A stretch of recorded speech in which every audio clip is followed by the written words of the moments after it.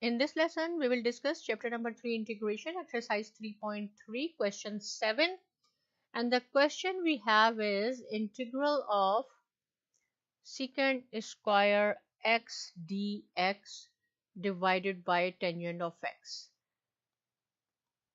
Right, first of all we have to see that this is the function, whether we have the derivative of the function in the numerator or not, and this exercise is based on substitute method. So suppose I will say z is equal to tangent of x like this without the power. I'm not going to write down 1 by 2, right? So dz over dx equal to secant square x.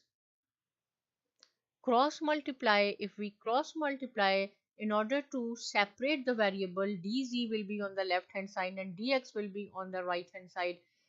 It will be equal to secant square x dx is equal to dz. So see, in the numerator we have secant square x dx. Instead of this we can write down dz here, and divided by tangent of x is equal to z. Here I can write down z 1 over 2. So see, z 1 over 2, when we will take it to the numerator, the power will convert negative 1 over 2 dz, and this is the function, and we have the derivative is also there. So we will integrate minus 1 over 2 plus 1. We will add 1 powers, whatever is new exponent you have to divide with the same. Here if we simplify it, it is 1 by 2 divided by 1 by 2 plus c, which is equal to 2z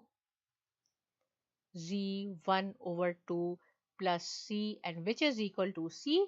The question is not complete here. The value of z is equal to tangent of x, so we can write down 2 tangent x plus c.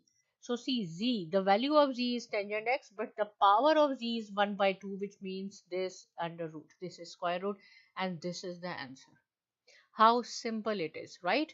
So again, if you have any question you can ask me, but please subscribe to my channel, and thanks for watching.